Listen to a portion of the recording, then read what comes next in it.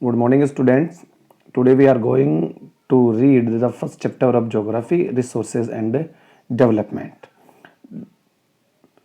What is resources? It is a very important question. Resources means that everything which can be used to satisfy our demands is called resources. It is technologically accessible, economically feasible, and culturally acceptable. It means all the things in our environment made by the human beings and made by the nature are called resources because they have a capacity to satisfy the demands of human beings. Plain, plateau, hills, mountains, forest, flora, fauna, animals, minerals, stones, air, water, soil, all these are the example of resources. To create resources, to develop resources, human interact with the nature through technology and create institutions to accelerate their economic development. Do you believe that these resources are the free gift of nature? It is not true because these resources are a function of human activities.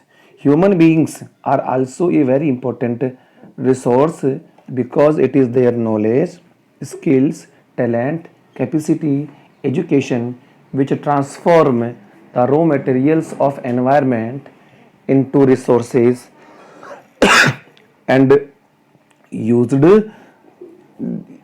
them. Next topic is, you can see in the slide that forest, fisheries, stones, rocks, grassland, animals and industry, all these are the example of resources. The next topic is types of resources. Resources which are found on the surface of earth made by the human beings and nature can be classified into various type on various bases. First one is on the basis of origin. Means origin, इनकी उत्पत्ति कहाँ से हुई है, इसके आधार पर पाए जाने वाले सभी संसाधनों को दो कैटेगरीज में विभाजित किया जाता है, जैविक संसाधन और अजैविक संसाधन। जैविक संसाधन वे संसाधन हैं जो हम जीव जगत से प्राप्त करते हैं, जैसे पादप, वन, मानव, मछली, ये सब जैविक संसाधनों का उदाहरण है।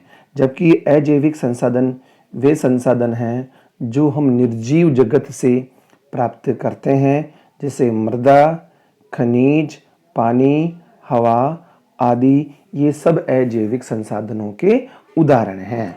Biotic resources are those resources which we get from the living world such as fish, animals, plants, human beings, etc. And abiotic resources are those resources which we get from non-living things such as soils, air, water, minerals, stocks, etc. The next one is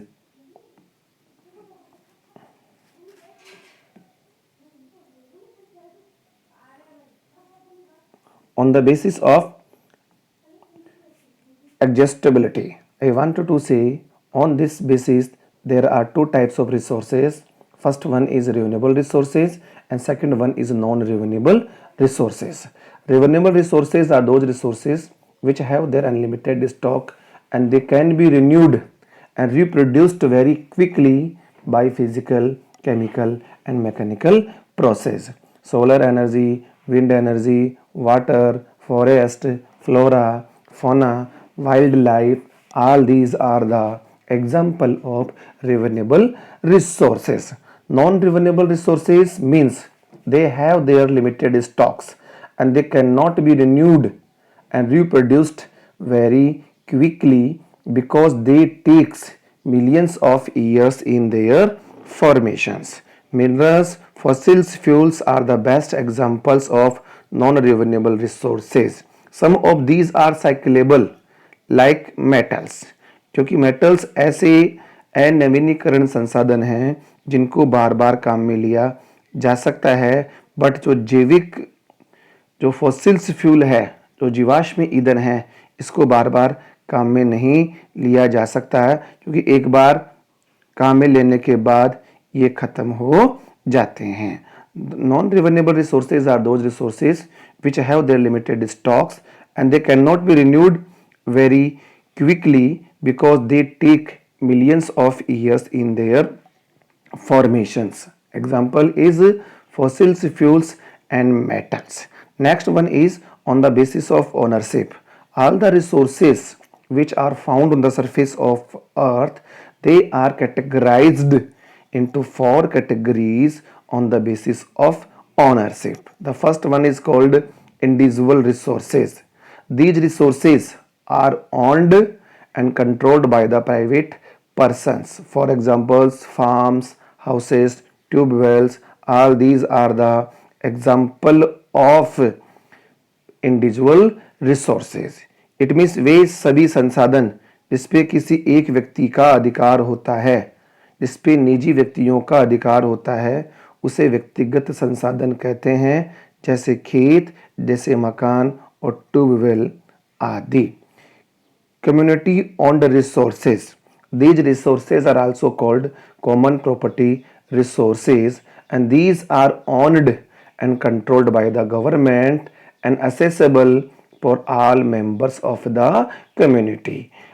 Pasture, grazing lands, burials, pond, park, road, all these are the example of common property resources. National resources. Technically, all the resources belonging to the nation because the nation has the legal power to acquire even private land for public use. In the modern period, you can see that road network, railway network, pipelines, ponds, dams, canals are being constructed by the government on private lands. Urban Development Authority also empowered by the government to acquire private land to construct human settlements. All minerals, water resources, forest, wildlife, land within the country and oceanic area up to 12 nautical miles from the coast are all national resources. मैं बार बार कह रहा हूँ बच्चों कि देश में जितने भी संसाधन पाए जाते हैं उस पर सरकार का सीधा समावित्व होता है, क्योंकि सरकार इवन जो निजी संसाधन है उसको भी सार्वजनिक काम के लिए अपने हाथों में ले सकती है. यही रीज़न है कि सभी खनिज, जल संसाधन, वन, वन्यजीव, देश की भूमि तथा तट से 12 नॉटिकल मील का क्षेत्र, ये सब राष्ट्रीय संसाधन हैं. Next one is international resources.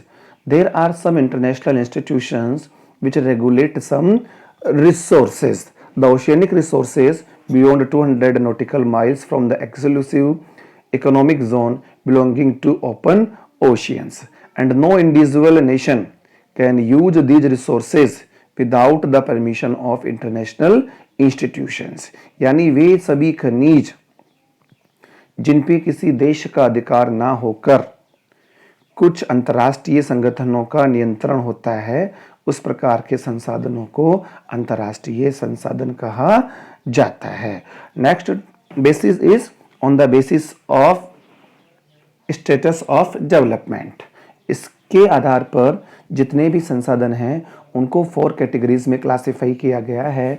The first one is potential resources. These are those resources which are found in a region but have not been utilized properly. For example, the western part of Rajasthan and Gujarat have a potential for the development of solar energy, but so far it have not been utilized. यानी वे संसाधन जो किसी विशेष क्षेत्र में पाए जाते हैं लेकिन अभी तक उनको काम में नहीं लिया गया है, उनको पोटेंशियल रिसोर्सेज कहा जाता है. Developed resources, the resources which are being used properly and their quantity and quality are well known for the use are called developed resources. You can see air, water, soil, minerals. All these are the example of developed resources. Next one is stock. The materials of the environment which have a potentiality to satisfy our needs, but the human beings do not have appropriate technology to use them. Again, I wanted to repeat, what is stock? Stocks are the materials of environment which have a capacity to satisfy our needs, but the human beings do not have appropriate technology to use them. For example, water is a compound of hydrogen and oxygen, and hydrogen can be used as a rich source of power, but we do not have appropriate technology know how to use it. The next one is called reserves.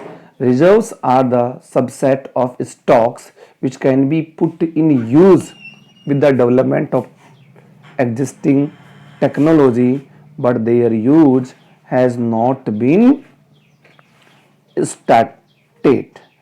यानी वे संसाधन जो हमारी मांगों को पूरा करने में सक्षम हैं और उन्हें आधुनिक तकनीकी के साथ काम में लिया जा सकता है, लेकिन अभी तक उनका उपयोग शुरू नहीं किया गया है। वो भविष्य में अपनी मांगों को पूरा करने के लिए काम में लिए जा सकते हैं। For example, the running water have a capacity to produce hydroelectricity, but its proper utilization has not been started properly. यानी कि जो बहता हुआ पानी है उसका उपयोग जल विद्युत को उत्पादित करने में काम में लिया जा सकता है, लेकिन अभी तक उसको पूरी तरीके से काम में लिया नहीं गया है। Development of resources, it is the process of developing the resources in order to make them useful for satisfying human wants. I want to say that all the materials which are found on the surface of earth, they cannot be used directly. That's why they have to be processed to make them useful for satisfying our wants. मैं बच्चों ये बताना चाहता हूँ कि हमारी पृथ्वी के धरातल पर जो संसाधन पाए जाते हैं उनमें से कुछ संसाधन ऐसे होते हैं जिनको हम सीधा अपनी आवश्यकताओं को पूरा करने के लिए काम में नहीं ले सकते। इस स्थिति में पहले उनको प्रोसेस्ड किया जाता है और मानव योग्य बनाया जाता है। उदाहरण के लिए, the land has to be cleared and ploughed for growing crops and water has to be taken to the fields to irrigate. Next topic is problems created by the undiscriminate use of resources by man. You know it very well that all the resources which are found on the earth, they have been utilized by the human beings for their survival as well as to accelerate the rate of their economic and industrial development. That's why a lot of problems have been generated, created by the indiscriminate use of resources.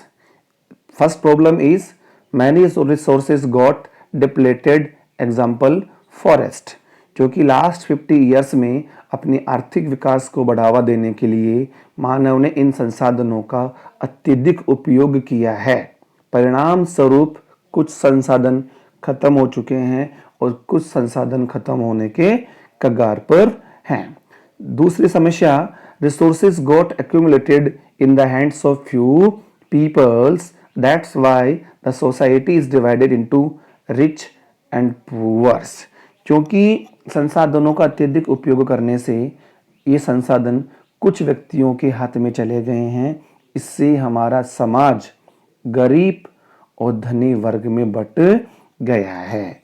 Global warming ozone layer depletion, environmental degradation, pollution. These are other problems have generated by the excess use of these resources.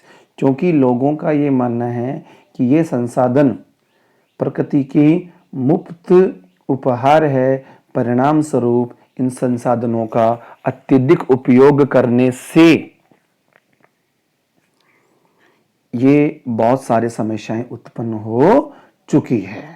Next topic, sustainable economic development. Sustainable development means using all the resources carefully and also conserved them for the next generation. It means we have to use all the physical, natural and human resources carefully, satisfy our demands and keeping the interest of a future generation in our mind. क्योंकि इस समय हम जो विकास कर रहे हैं वो सपोषणीय विकास या सस्टेनेबल डेवलपमेंट नहीं है, क्योंकि ये केवल अपनी आवश्यकताओं को पूरी करने पर बल देता है, भविष्य की आवश्यकताओं को पूरा करने पर कोई विशेष ध्यान नहीं देता. तो that's why the economic development which does not damage the environment and at the same time take care of the needs of the future generation is called sustainable development. That's why it's argue a proper utilization of resources as well as give more attention to conserve them for the next generation. क्योंकि अगर हम इनमें से किसी एक का भी दुरुपयोग करेंगे तो आगे आने वाली जनसंख्या को विकास के पर्याप्त अवसर नहीं मिलेंगे. तो that's why sustainable development is very important because many of the resources are non-renewable and exhaustible. Our exploitation of these resources will affect the needs of our future generations. Second, environmental pollution has become a major threat to the survival of human beings. So, in the modern period, more and more attention is being given on sustainable economic development to promote pollution-free development in present as well as in the next generation. Resource planning. Resource planning is a technique and a skill of a proper utilization of resources. Again, I wanted to repeat that these resources are very, very important for us because these are used as raw materials in various type of industry, as well as these are very important for our survival like air, water, soil, minerals, etc. That's why resource planning is very important and it is a technique of proper utilization of resources. It has many stages. The first stage is identification and listing of resources. It include surveying, mapping and the measurements of the quality and the quantities of the resources are the important activities undertaken at this stage.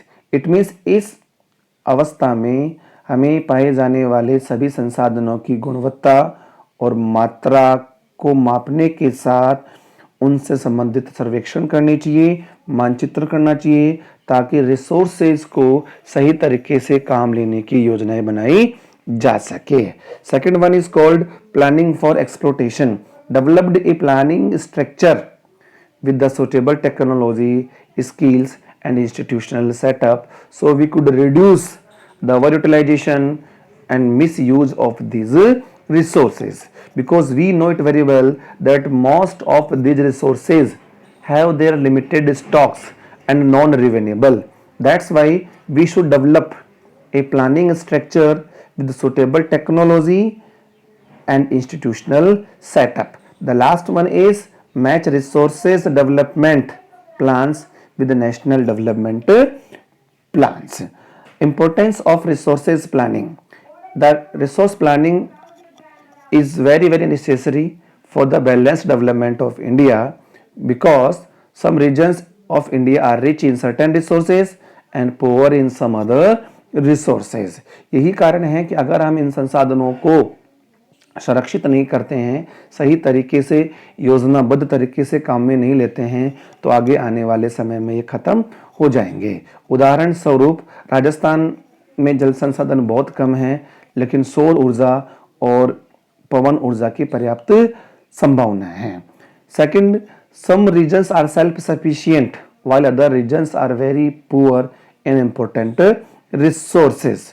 For example, Madhya Pradesh is very rich in many resources, but Ladakh is poor in resources. So resource planning is very important. Third one, the wastage of resources can be avoided by planning. It means कि अगर हम resource plannings के through resources को use करते हैं तो इनके utilisation से होने वाले वेस्टेज को कम से कम किया जा सकता है.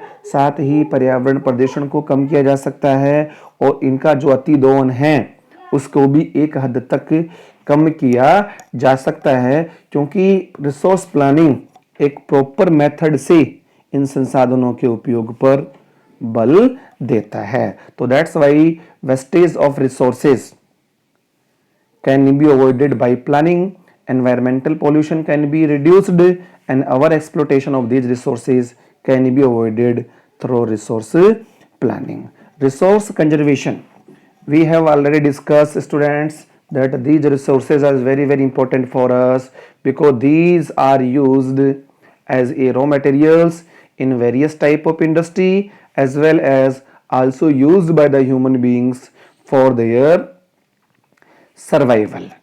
So the resource conservation is very essential to promote sustainable development, to satisfy the present demands and to meet the demands of future generation. That's why planned use of resources in order to meet the present needs and to store a part of these for the future generation is called resource conservation. It is very necessary because many resources are not renewable and adjustable. If we conserve them, we can use them for a longer period of time. Conservation of resources help us to reduce wastage. It will help in economic progress, and resources conservation helps to protect the environment. The ideas of Mahatma Gandhi about the conservation of resources. Mahatma Gandhi, the founder of nation, he discussed that there is enough for everybody needs but not for anybody's greeds. Greedy and selfish individuals and the exploitative nature of modern technology are the root cause for resource depletion. He was against the mass production and wanted to replace it with production by masses. तो बच्चों मैं बताना चाहता हूँ कि हमारे राष्ट्रपिता महात्मा गांधी ने संसाधनों के संरक्षण के बारे में कहा था कि प्रत्येक व्यक्ति की आवश्यकताओं को पूरा करने के लिए पर्याप्त संसाधन है, लेकिन इसकी लालच को पूरा करने के लिए पर्याप्त संसाधन नहीं है. उन्होंने कहा कि आधुनिक तकनीक संसाधनों के अतिदोहन का प्रमुख कारण है, इसलिए वो वर्त पैमाने पर संसाधनों के उत्पादन के खिलाफ थे. तो इसलिए उन्होंने कहा था कि there is enough for everybody's need but not for anybody's greed. Land as a resources, I want to say land is a very important resources because we lives on land, because we perform our all the economic activities on the land, and the soil cover of the land is very essential for plant growth. So the land is very necessary for agriculture, and it is also used by the human beings to construct building, to construct industry, to construct dams, to conduct industrial units, etc. That's why it is very important for us that we must get a lot of information about land as a resources. क्योंकि बच्चों अगर land नहीं होगी, भूमि नहीं होगी, तो अपने जीवन को समुचित तरीके से चलाना हमारे लिए संभव नहीं होगा.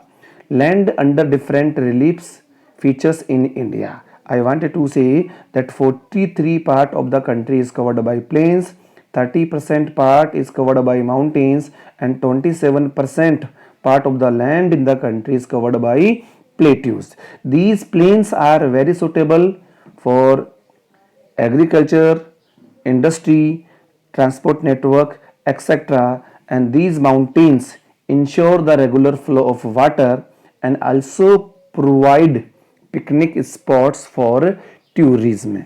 And these plateaus, which cover 27 part of the country, these are rich source of minerals, fossil fuels, and forest.